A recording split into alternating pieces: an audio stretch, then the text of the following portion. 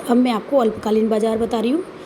यह बाजार जो है अल्पकाल में थोड़ी सी पूर्ति को, जैसे 1 वर्ष का होता है, तो इसमें थोड़ी सी पूर्ति को क्या कर दिया जाता है। कल तो क्या थी, ये पूर्ति बिल्कुल स्थिर थी। अब पूर्ति थोड़ी सी एसपीएस है ना, ये थोड़ी सी पूर्ति बढ़ गई। धनात्मक वाला ही होता है ना पूर्ति वक्र, SPS short period supplier curve, अल्पकालीन शॉर्ट पीरियड अल्पकालीन पूर्ति वक्र है, जिसमें थोड़ी सी पूर्ति को क्या किया जा सकता है, बढ़ाया जा सकता है। तो पूर्ति बढ़ जाएगी तो पहले की तुलना में कीमत कैसी हो जाएगी, कम हो जाएगी। जैसे ये है, पहले ऐसे एसक्यू पूर्ति वक्र था और ये डीडी मांग वक्र था। अब दोनों का संतुलन ई बिंदु पर था और कीमत क्या थी, ओपी थी, है ना। अब आपकी ये मांग बढ़कर डी1 हो जाती है, तो ये ऐसे जो ये पूर्ति वक्र था, इस पर आपका संतुलन E2 पर था और कीमत बढ़कर कितनी हो गई थी, OP2। ठीक है, OP से बढ़कर कीमत क्या हो गई, OP2।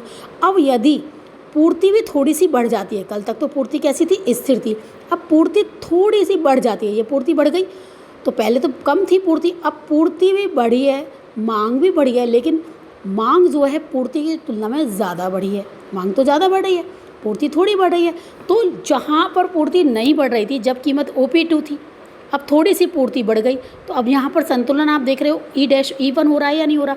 ये आपका कौन सा वक्र है, DD वक्र है। ये आपका जो है, आपको ये देख रहे हो, दोबारा मैं आपको बताती हूँ। पहले ये जो थी SQ जो था पूर्ति वक्र स्थिर था, और ये आपकी मांग वक्र था DD, यहाँ पर संतुलन था, तब आपकी कीमत OP निर्धारित की गई थी। अब मांग बढ़कर D1 हो जाती है, ऊपर की ओर खिसक गया मांग वक्र, और यदि पूर्ति स्थिर थी तो संतुलन कहाँ हुआ, E2 पर हुआ, और संतुलन यहाँ पर होता है, तो कीमत पहले जब OP थी बढ़कर OP2 हो गई। अब हम पढ़ रहे हैं अल्पकालीन बाजार। अल्पकाल में पूर्ति को क्या कर दिया गया, बढ़ा दिया गया, तो थोड़ी सी पूर्ति बढ़ गई तो मार्केट में और वस्तु आ गई, तो पहले जो कीमत ज़्यादा थी, कम वस्तु थी, तब OP2 थी। अब आपका संतुलन कहाँ होगा, ये नया आपका क्या है, मांग वक्र है, और नया पूर्ति वक्र है, दोनों एक दूसरे को E1 पर काटते हैं, तो यहाँ संतुलन हो गया, और इससे सीधा इधर लाइन खींचते हुए ले जाएंगे, और पहले जो OP2 कीमत थी, अब कीमत घटकर क्या हो जाएगी, OP1 हो जाएगी। इस तरह से इस चित्र को बनाएंगे। तो यह बाजार जिसमें समयावधि इतनी कम होती है कि वस्तु की पूर्ति में कमी वृद्धि केवल परिवर्तनशील साधन यानी श्रम, इसमें कमी वृद्धि करके की जा सकती है। उत्पादन अपनी पूर्ण क्षमता का उपयोग करता है, ठीक है ना।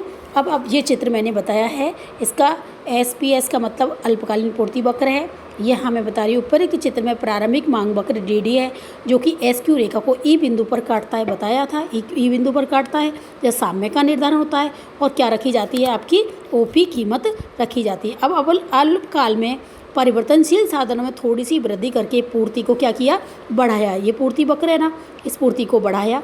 अब मांग वक्र मांग बढ़कर कितनी हो गई, D1 हो गई है ये।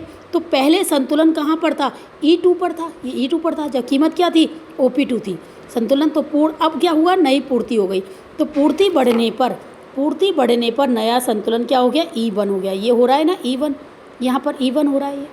अब हम कीमत पहले की तुलना में कैसी हो गई है, कमी होकर OP1 यहाँ से लेते हैं O, और ये क्या हो गया, P1 हो जाती है। अब मात्रा भी बढ़कर, जो पहले की तुलना में OQ मात्रा थी, अब मात्रा तो बढ़ गई ना, ये दिखा रहा है ना, इसको यहाँ से यूँ सीधी लाइन खींचेंगे तो OQ मात्रा हो गई, और यहाँ से लिखेंगे OQ1, तो पहले की तुलना में मात्रा में क्या हो रही है, वृद्धि हो जाती है। एक एक करके ही बताऊँगी। अब ये अल्पकालीन बता दिया आपको मैंने, अति अल्पकालीन बता दिया। अब मैं आपको दीर्घकालीन और अति दीर्घकालीन एक साथ बताऊँगी।